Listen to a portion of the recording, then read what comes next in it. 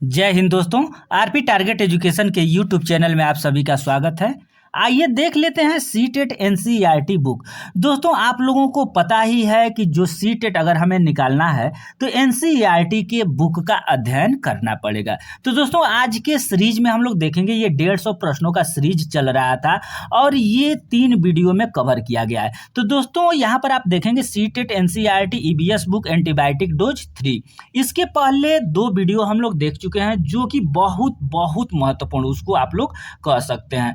दोस्तों अगर ये वीडियो तो आप देखिए ही देखिए, लेकिन ये वीडियो देखने के बाद अगर ये फर्स्ट और सेकंड वीडियो आप नहीं देखे हैं तो इस वीडियो के डिस्क्रिप्शन में हम लिंक दे रहे हैं, वहां जा करके आप एंटीबायोटिक नाम से एंटीबायोटिक डोज फर्स्ट सेकंड करके है और एंटीबायोटिक डोज 3 है।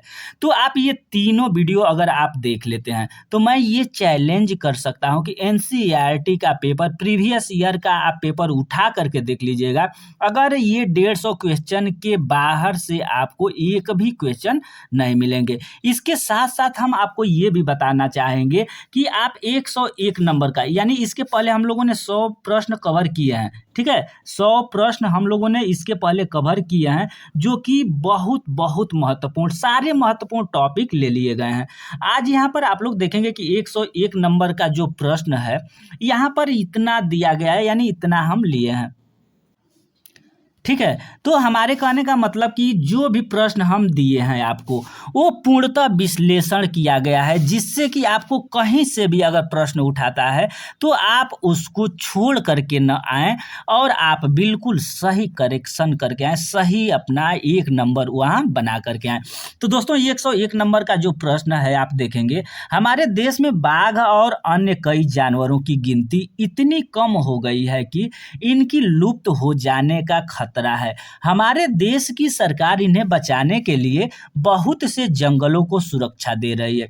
जिसमें दोस्तों जैसे मान लीजिए कि उत्तराखंड, इसमें यह पूछ सकता है कि जिम कॉर्बेट नेशनल पार्क कहाँ है दोस्तों, तो जिम कॉर्बेट नेशनल पार्क आपका उत्तराखंड में है और राजस्थान का भरतपुर जिले में घाना नेशनल पार्क है, ठीक है। ये दोनों पार्क के बारे में अगर कहा जाए तो ये बाघ को बचाने के लिए, ये जो भी पार्क है इन सब में जानवर को बचाने के लिए प्रयास किए जा रहे हैं।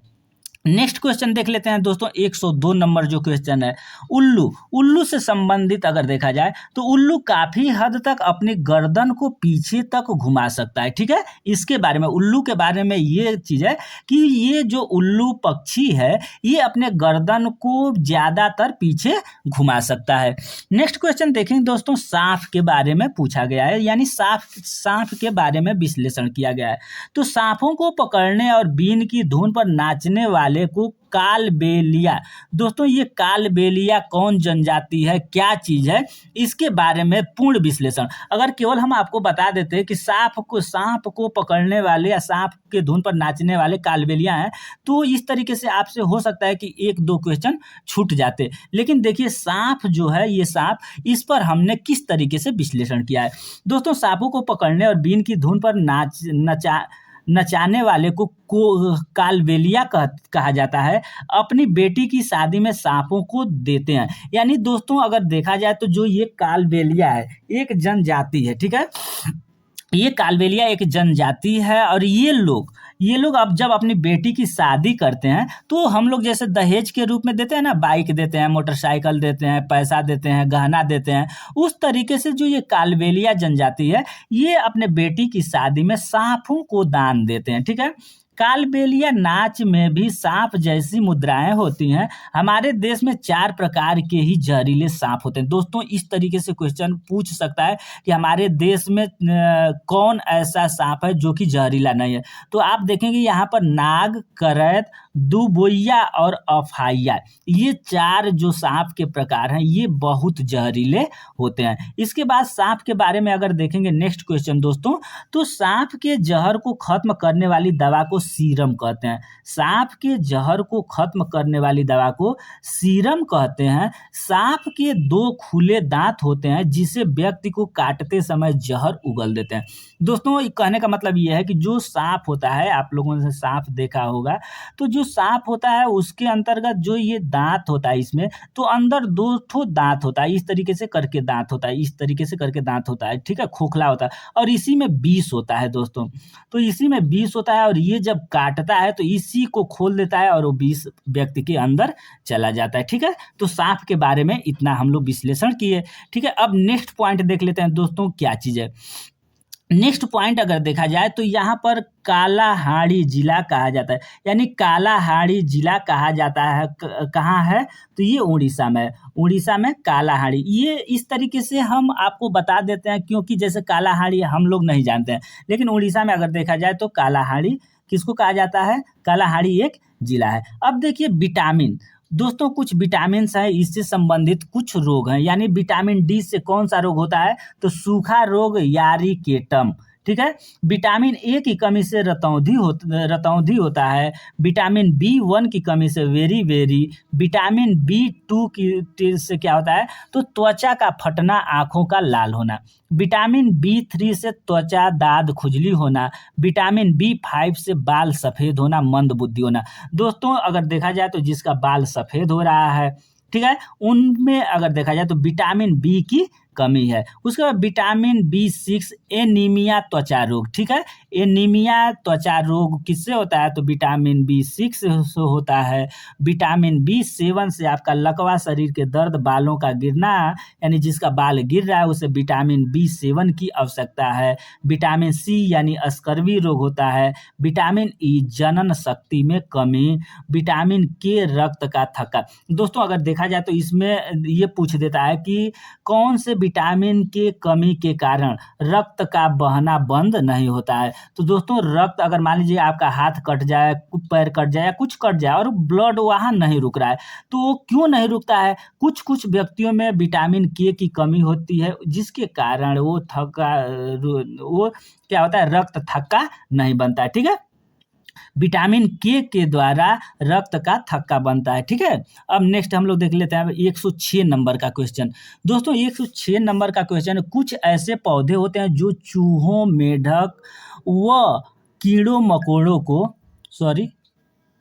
कीड़ों मकोड़ों को छोटे छोटे जीवों का शिकार करते हैं। यानी अगर देखा जाए दोस्तों तो अगर मांसाहारी आपसे पूछ देगा कि मांसाहारी पौधे होते हैं या वह कौन सा पौधा है जो कि कीड़े पतंगे, मेढक आदि को खाता है, तो ये नीपेंथिस है।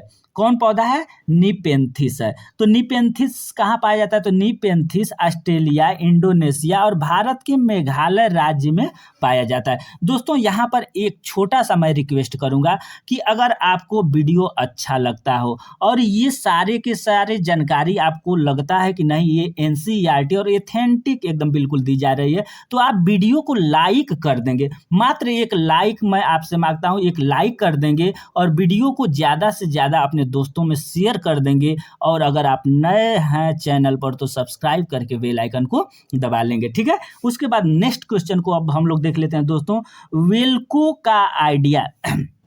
यहाँ पर देखेंगे वेल्को का आइडिया यानी जॉर्ज मेस्ट्रान, यह एक चिपकाने वाला वस्तु है, ठीक है। इस तरीके से इसको आप लोग ध्यान से देखिए, वेल्को का आइडिया जॉर्ज मेस्ट्रान, यह एक चिपकाने वाला वस्तु है जो जूता, बैग में लगाया जाता है या किया जाता है। यह खोलने पर चर चर की आवाज़ आती है। यानी आप लोग बैग में देखे होंगे, शूज में देखे होंगे या टोपी हैट जो हम लगाते हैं पीछे उसमें है, जब हम लोग खोलते हैं उसको तो चर चर की आवाज़ आती है। उसको चिपका देते हैं, चिपक जाता है, फिर खोलेंगे चर चर की आवाज़ आती है। तो ये जो है आप उसको क्या बोलते हैं कि वेल्को का आइडिया जॉर्ज मेस्ट्रान इसको बोलते हैं, ठीक है। अब देखिए मिर्च, दोस्तों मिर्च कहाँ से आया था, ठीक है, इस तरीके से भी क्वेश्चन बन जाता है कि मिर्च कहाँ से आया था, भिंडी कहाँ से। तो दोस्तों मिर्च को हमारे देश में पुर्तगाल देश के व्यापारी दक्षिणी अमेरिका से भारत लाए थे। ये सारे के सारे प्रश्न जो हम आपको बता रहे हैं एनसीईआरटी बुक का ही है। ठीक है, अब 110 नंबर का क्वेश्चन है दोस्तों, भिंडी और कॉफी अफ्रीका से आई थी। ठीक है, मिर्च कहाँ से आई थी, तो मिर्च आपका दक्षिणी अमेरिका से आई थी, भिंडी और कॉफी अफ्रीका से आई थी। अब देखिए यहाँ पर एक क्वेश्चन जो आप सामने 111 नंबर का जो ये क्वेश्चन है बहुत महत्वपूर्ण है दोस्तों।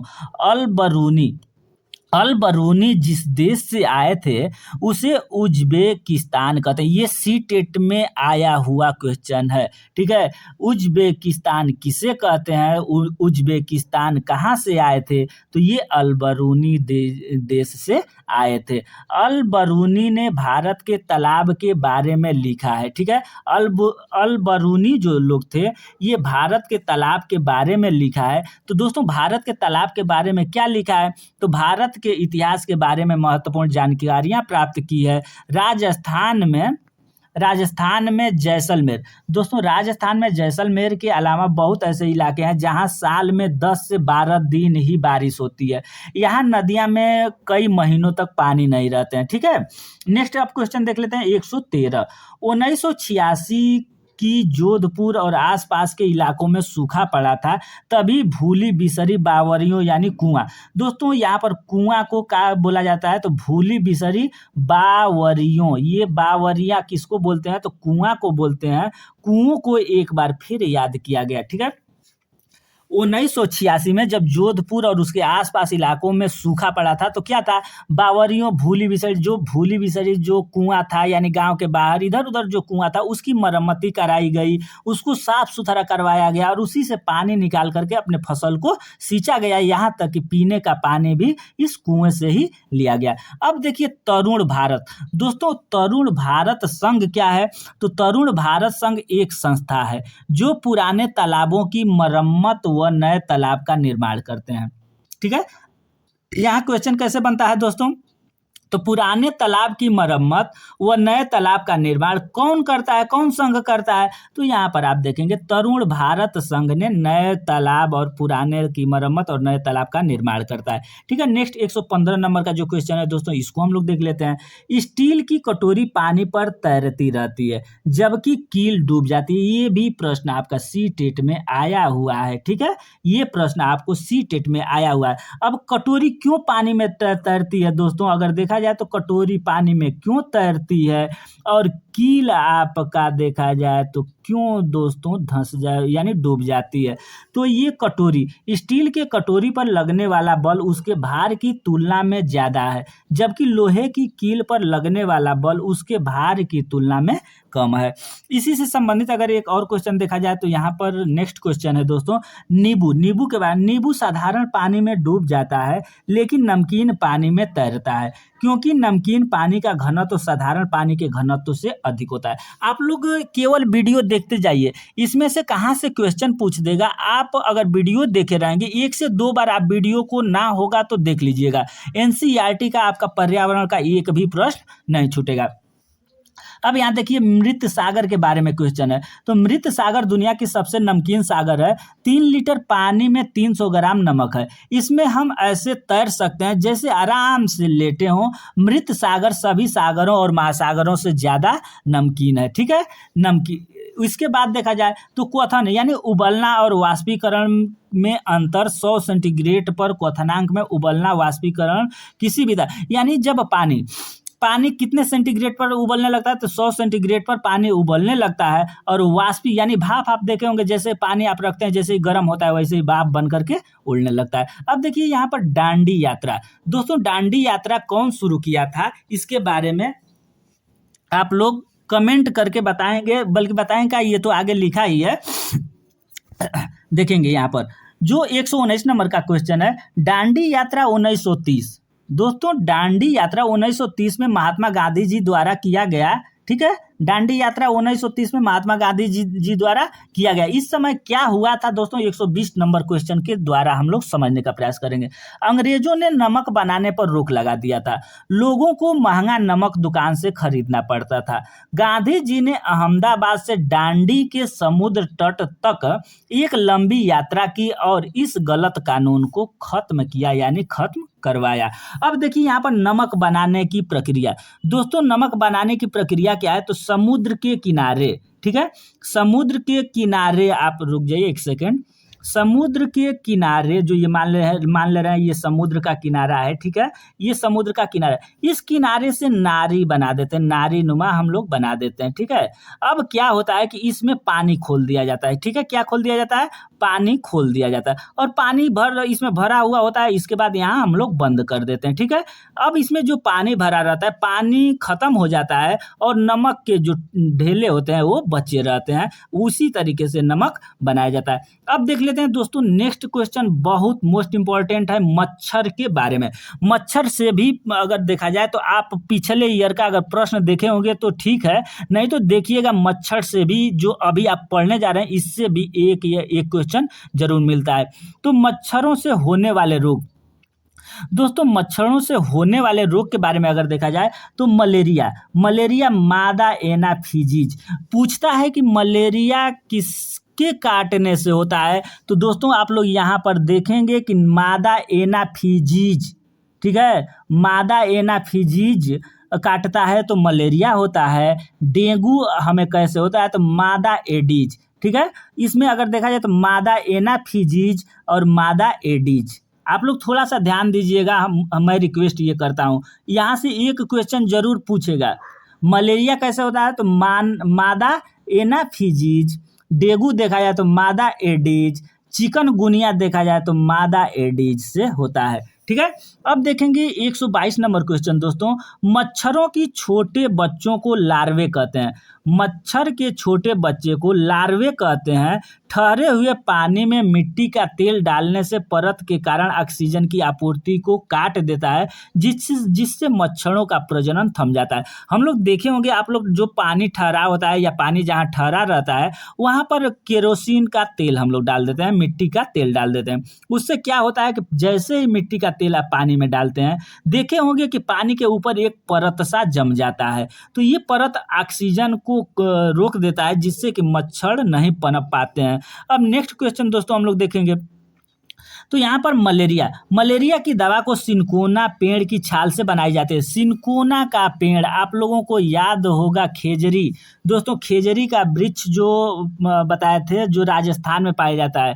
खेजरी कहाँ पाया जाता है, राजस्थान में। और ओक नामक वृक्ष जो पाया जाता है वो आपका ओक नामक ऑस्ट्रेलिया में पाया जाता है। ओक का अगर वृक्ष देखा जाए तो ये जितना ऊपर होता है उससे 30 गुना या 4 गुना नीचे जाता है, और उसमें पतला पाइप डाल करके ऑस्ट्रेलिया के लोग पानी पीते हैं। जबकि जो सिनकोना है आपका खेजड़ी नामक का वृक्ष है, राजस्थान में पाया जाता है, और उसके छाल से दवा जो बनता है ये मलेरिया की दवा बनती है, ठीक है। नेक्स्ट अब हम लोग देख लेते हैं वैज्ञानिक रोनाल्डो रोस। दोस्तों वैज्ञानिक रोनाल्डो रोस ने मच्छरी यानी जो मच्छर का मादा, मच्छर का जो स्त्रीलिंग शब्द है मच्छरी लिखा गया है, उसके बाद मादा यानी मच्छरी एनाफिजीज के पेट में देखा तो उसने मलेरिया के जीवाणु दिखाई पड़े, जिनका रंग भूरा, पंख पर छींटेदार दाग धब्बे थे। तो यहाँ पर क्वेश्चन इस तरीके से बनता है कि जो मादा एनाफिज मच्छर के बच्चे होते हैं उनका कलर कैसा होता है, तो उनका रंग भूरा होता है और पंख पर छींटेदार दाग धब्बे होते हैं। देखिए 125 नंबर का क्वेश्चन क्या कहता है दोस्तों, रोनाल्ड रॉस को 1902 में चिकित्सा के क्षेत्र में नोबेल पुरस्कार दिया गया था, ठीक है। रोनाल्ड रॉस ने अपनी खोज सिकंदराबाद के एक छोटे से अस्पताल में की थी। घरेलू मक्खी का वैज्ञानिक नाम मास्का डामेस्टिका है, ठीक है। घरेलू मक्खी का वैज्ञानिक नाम मास्का डामेस्टिका है, ठीक है। अब घरेलू मक्खी से होने वाले मुख्य रोग, दोस्तों घरेलू मक्खी से होने वाले मुख्य बीमारियां टाइफाइड बुखार, हैजा, पेचिस, दस्त, टीबी, कुष्ठ रोग, गिल्टी रोग इत्यादि। ये क्या होता है, घरेलू मक्खी के से बीमारियां ये फैलती हैं। नेक्स्ट क्वेश्चन दोस्तों देखेंगे 128 नंबर का जो क्वेश्चन है, एनीमिया से बच्चों की शारीरिक और दिमाग तंदुरुस्ती पर असर पड़ता है। एनीमिया में खून की कमी होती है। इसमें ताकत की दवाइयों के साथ गुड़, आंवला और हरी पत्तेदार सब्जियां खाने के लिए डॉक्टर सलाह देते हैं। देखिए ये भी प्रश्न सीटेट में आया हुआ है, ठीक है, कि एक बच्ची को इस तरीके से क्वेश्चन पूछेगा, क्लास 5 में एक बच्ची है जिसको हाथ पैर बिल्कुल सूख गए हैं, उसे कौन सा रोग हुआ है और उस रोग में डॉक्टर ने क्या उसको खाने के लिए सलाह देंगे। तो दोस्तों उसको एनीमिया हो गया यानी खून की कमी हो गई है, उसमें डॉक्टर दवाइयों के साथ साथ गुड़, आंवला, हरी पत्तेदार सब्जी, ठीक है, इत्यादि परामर्श देंगे। आयरनदार यानी भोज्य पदार्थ खाने के लिए सलाह देंगे। अब देखिए हीमोग्लोबिन की मात्रा, दोस्तों हीमोग्लोबिन की मात्रा अगर पुरुषों में देखा जाए तो 13.8 से 17.2 ग्राम होता है और महिलाओं में देखा जाए तो 12.1 से 15.9 ग्राम होता है। एक महत्वपूर्ण क्वेश्चन फिर से आ गया, इसको देखेंगे, ये भी क्वेश्चन प्रश्न में पूछ सकता है क्योंकि ये एनसीईआरटी पर्यावरण से संबंधित है। वन्य जीव सप्ताह 1 अक्टूबर से 7 अक्टूबर तक मनाया जाता है। नेक्स्ट क्वेश्चन है आपका, राजस्थान के राष्ट्रीय वृक्ष खेजड़ी है, पक्षी वहाँ का गेड़ा वड़ है और जंतु चिकारा है, ठीक है। नेक्स्ट क्वेश्चन हम लोग देखते हैं दोस्तों, गोलकुंडा के बारे में मैंने विश्लेषण किया है, इसको आप लोग कहानी के रूप में समझेंगे। गोलकुंडा का किला हैदराबाद में है। गोलकुंडा किले की बाहरी दीवारों पर 87 खुर्ज हैं। सन 1581 से 1687 तक यहाँ कुतुब शाही सुल्तानों ने एक के बाद एक शासन किया। 1200 ईस्वी में यह किला मिट्टी का बना था और यह दूसरे राजाओं का राज था। इस किले में बड़े बड़े टैंक और फव्वारे थे जिसमें हर समय पानी चलता रहता था। गोलकुंडा ने किले पर तोप का इस्तेमाल औरंगजेब ने किया था, यानी जो गोलकुंडा था उसमें चढ़ाई औरंगजेब ने किया था, ठीक है, और तोपों का इस्तेमाल औरंगजेब ने किया था। औरंगजेब बादशाह की पूरी फौज बंदूक और तोपों के साथ यहाँ हमला करने आई थी। वह किले में घुस भी नहीं पाई, उनकी सेना 8 माह तक बाहर ही बैठी रही। गोलकुंडा के दरवाजे पर बड़ा खड़े होकर जो भी बोला जाता है महल तक सुनाई देता है, यानी गोलकुंडा का जो दरवाजा है, आप दरवाजे से बोलेंगे तो महल के अंदर तक सुनाई देगा, ठीक है। अब नेक्स्ट क्वेश्चन दोस्तों 132 नंबर, कांसा ब्राज, इससे संबंधित भी सीटेट में एकदम बिल्कुल प्रश्न एक पूछा गया है। कांसा व ब्राज तांबा व टीन से मिलकर बनता है। यही पूछा गया है कि कांसा जो है ब्राज किससे मिलकर के बनता है, तो तांबा व टीन से मिलकर बनता है। इसे भट्ठी में कांपड़, तांबा और टीन को पिघलाकर बनाया जाता है। यानी क्या क्या पिघलाया जाता है, कांपड़, तांबा और टीन, ये तीनों चीज पिघला करके ब्रास को यानी कांसा को बनाया जाता है। आदिवासी लोग हजारों वर्ष से कांसा यानी ब्राज प्रयोग करते रहे। कांसा यानी ब्राज अत्यंत मजबूत होते हैं और इसके तत्व तथा मूर्ति बनाए जाते हैं, ठीक है। यानी इनके जो औजार, जो ये कांसा है, इसका औजार और मूर्ति बनाए जाते हैं। नेक्स्ट क्वेश्चन हम लोग देख लेते हैं सुनीता विलियम के बारे में। दोस्तों सुनीता विलियम का नाम आप लोगों ने जरूर सुना होगा। तो सुनीता विलियम पृथ्वी से 360 किलोमीटर दूर इस स्पेसशिप में गई थी। पृथ्वी में गुरुत्वाकर्षण शक्ति होता है जिसके कारण सभी वस्तुओं को अपनी ओर खींचती है। सुनीता जब 5 साल की थी उन्होंने टीवी पर नील आर्मस्ट्रांग को चांद पर उतरते देखा। सन 1969 में नील आर्मस्ट्रांग चांद पर उतरने वाले पहले व्यक्ति थे। सुनीता गोताखोर बनना चाहती थी पर वह हेलीकॉप्टर पायलट बन गई। सुनीता ने आगे की पढ़ाई की और आगे चलकर वे अंतरिक्ष में सबसे लंबे समय तक रहने वाली प्रथम महिला बनी, ठीक है। इनके बारे में सुनीता विलियम के बारे में ये हम लोगों ने देखा। अब देखिए 134 नंबर क्वेश्चन। दोस्तों आप लोगों ने देखा होगा जब तारा टूटता है तो लोग बोलते हैं कि जो तारा टूट रहा है इससे आप मांगेंगे तो वो दे देगा। लेकिन अगर तारा टूटने का मतलब क्या होता है, टूटते तारा के बारे में क्या सही है, उल्काएं जो पृथ्वी के वायुमंडल में प्रवेश करते हैं आग पकड़ लेता है, ठीक है। उसके बाद 135 नंबर, अडालज की बावड़ी यानी अडालज की बावड़ी अहमदाबाद से लगभग 18 किलोमीटर दूर है। कच्चा तेल गहरे रंग का गाढ़ा बदबूदार होता है। ये भी क्वेश्चन आप रखेगा कि कच्चा तेल कैसा होता है, तो गहरे रंग का गाढ़ा बदबूदार होता है। कच्चे तेल से हमें kerosene, diesel, petrol, engine oil और हवाई जहाज ईंधन मिलता है। एलपीजी खाना पकाने वाला गैस, मोम, कोलतार, ग्रीस भी इसी से मिलते हैं। प्लास्टिक और पेंट बनाने में भी तेल का इस्तेमाल होता है। ये सब पॉइंट है, आप लोग ध्यान दीजिएगा। प्लास्टिक और पेंट बनाने में भी किस चीज़ का तेल का इस्तेमाल होता है, ठीक है। ये सब सारे पॉइंट हैं और ये सारे के सारे पॉइंट महत्वपूर्ण है, आप लोग ध्यान दीजिएगा पॉइंट को। इतना लिखने का मतलब मेरा यही है कि एनसीईआरटी के अंतर्गत जो भी आपका प्रश्न बनने वाला है, मैंने सारे टॉपिक को कवर किया। 137 क्वेश्चन।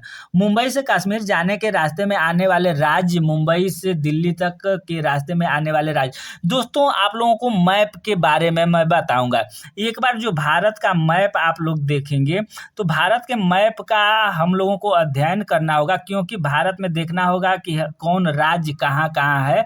इससे भी संबंधित आपको एनसीईआरटी के बुक में पूछा है। तो दोस्तों इसके बाद जो एक वीडियो हम बनाएंगे उसमें हम लोग ये देखेंगे कि भारत में जो 28-29 जो राज्य हैं, सारे राज्य किधर हैं, किस राज्य का दिशा क्या है, ठीक है। नेक्स्ट क्वेश्चन हम लोग देख लेते हैं दोस्तों। लेह सूखा, समतल और ठंडा रेगिस्तान है। लद्दाख में बहुत कम बारिश होती है। यहाँ दूर दूर तक बर्फ के ढके पहाड़ और सूखा ठंडा मैदान है। 139 नंबर का क्वेश्चन। लद्दाख में झूले झूले, यानी लद्दाख में झूले झूले का मतलब होता है स्वागतम स्वागतम।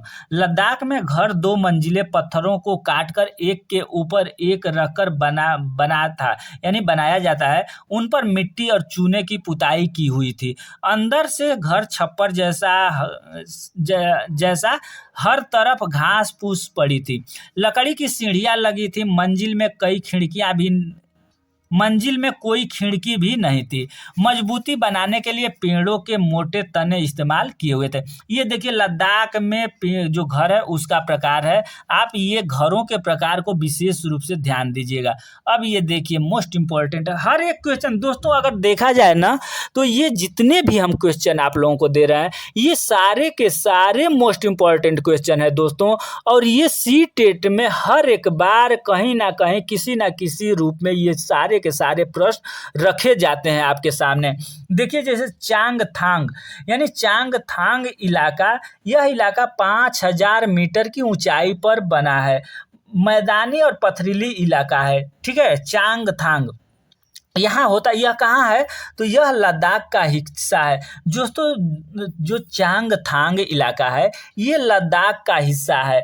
चांगपा यह घुमंतू लोग होते हैं, यानी जो चांगथांग इलाका है यहाँ पर चांगपा यानी चांगपा रहते हैं और ये घुमंतू लोग होते हैं। यह अपनी भेड़ों बकरियों को पहाड़ों में हरे मैदानों की खोज में घूमते रहते हैं। यह अधिकांशतः लद्दाख क्षेत्र में पाए जाते हैं। भेड़ बकरियां इनकी पूंजी है, इसी से इनकी धनी का पता चलता है। यानी जो ये चांगपा है ये कहाँ पर इनका इलाका है तो चांगथांग में इलाका है। और ये चांगथांग कहाँ है तो ये लद्दाख में है। दोस्तों लद्दाख के बारे में हम कहें तो लद्दाख के बारे में पश्मीना साल के भी बारे में अभी हम लोग अभी इसी वीडियो में नीचे हम लोग देखेंगे, जो कि बहुत महत्वपूर्ण है।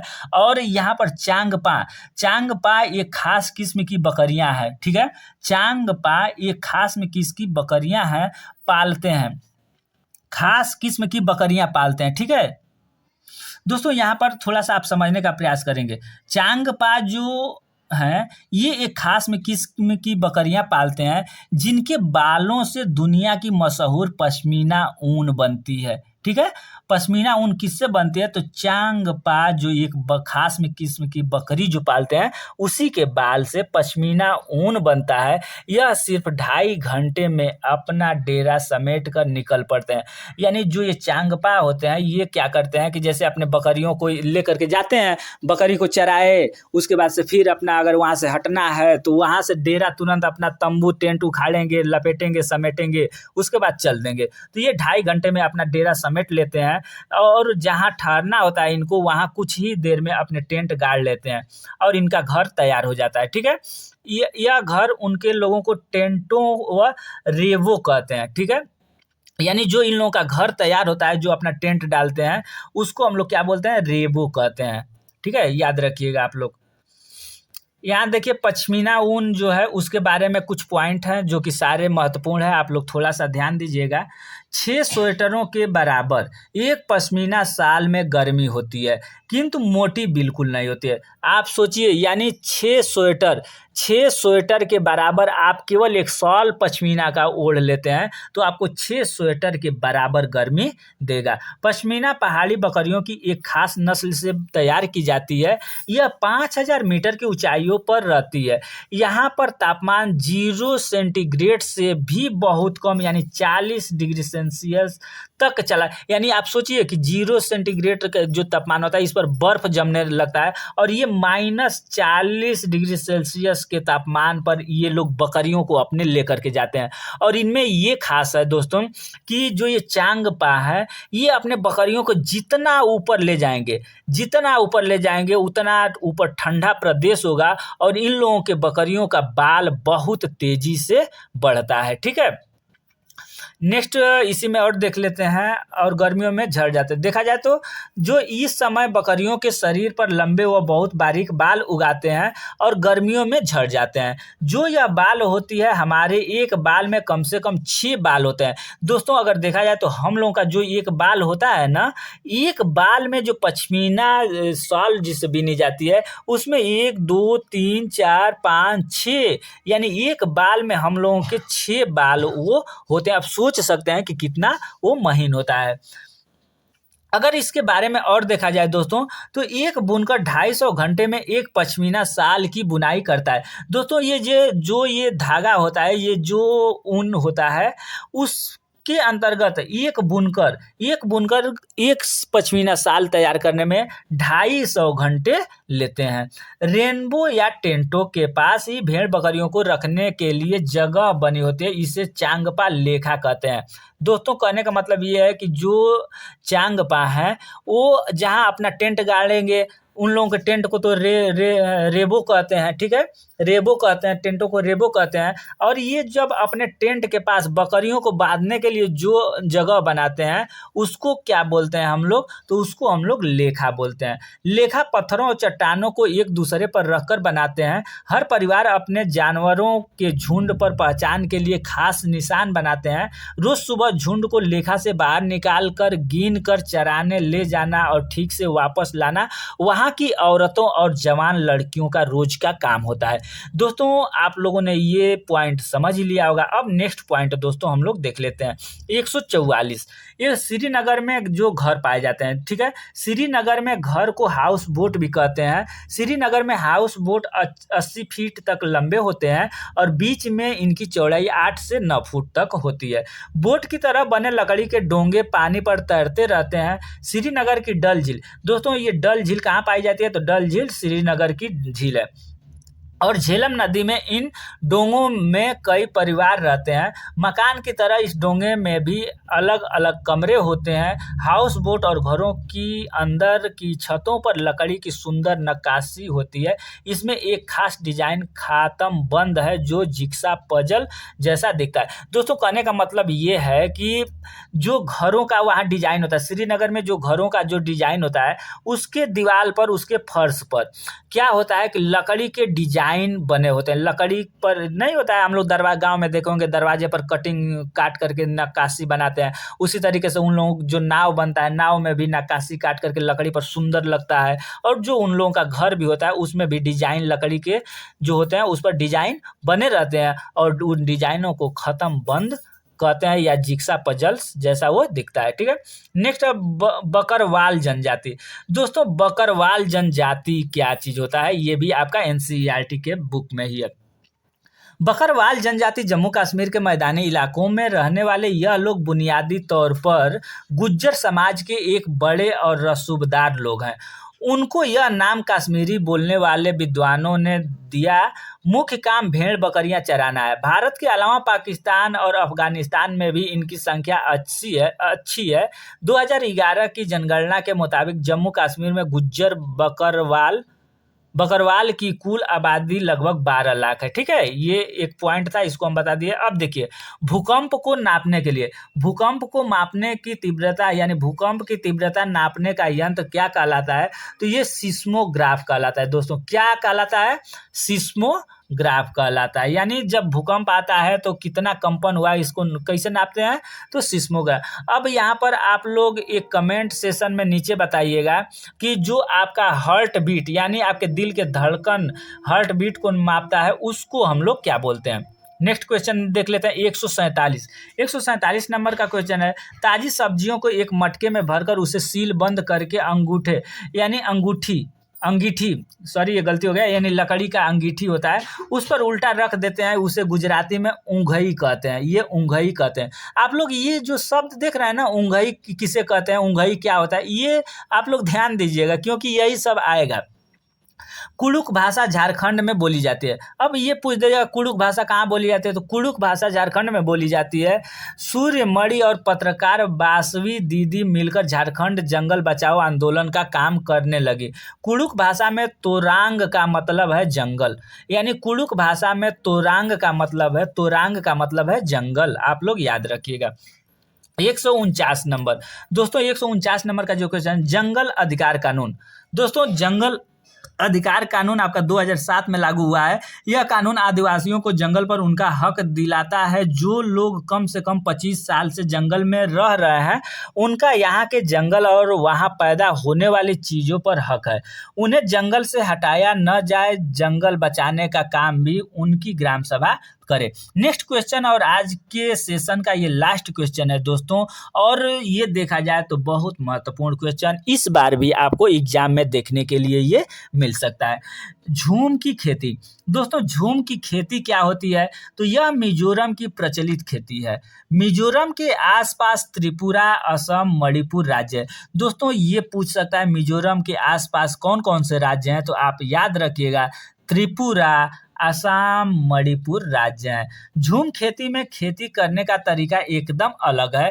एक फसल कटने के बाद जमीन को कुछ साल के लिए आराम करने के लिए छोड़ देते हैं। इस जगह जो बांस या जंगल उग जाते हैं उसे काटते नहीं, बस गिराकर जला देते हैं।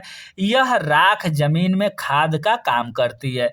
जमीन को जलाते समय आसपास के पेड़ों का ध्यान रखना पड़ता है। फिर इस जमीन में खेती की बारी आती है तो जमीन को जोता नहीं जाता है। यानी देखिए बांस जो भी है उसको गिरा करके आग लगा दिया गया और वो राख बन गया और इसको जोता भी नहीं जाता है। जो जमीन होता है उसको जोता नहीं जाता है, बल्कि मिट्टी को हल्के से हिलाकर बीज छिड़क देते हैं।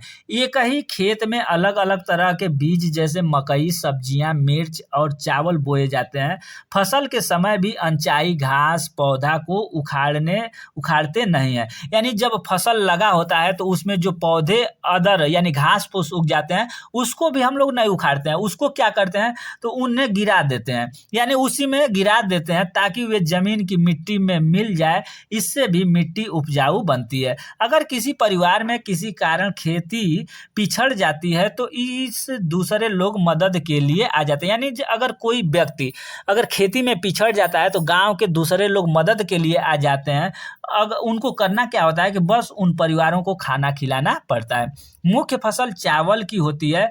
फसल तैयार हो जाने पर उसे घर ले जाना पीठ तोड़ मेहनत का काम होता है। सड़क ना होने के कारण फसल पीठ से लाने के फसल को यानी घर लाने में कई सप्ताह लग जाते हैं। फसल पकने पर सब खुशियां मनाते हैं, खाना बनाते हैं और खाते हैं और चिराव नाच भी करते हैं। दोस्तों यहाँ पर एक पॉइंट ये आप लोग देखेंगे, चिराव नाच कहाँ करते हैं तो आप लोगों ने देखा कि जो झूम की खेती होती है और झूम की खेती कहाँ के लोग करते हैं, तो यहाँ आप लोगों ने देखा कि झूम की खेती मिजोरम के लोग करते हैं। दोस्तों झूम की खेती मिजोरम के लोग करते हैं और फसल पक जाती है, वो चावल खाना पीना बनाते हैं और चिराव नामक नाच करते हैं।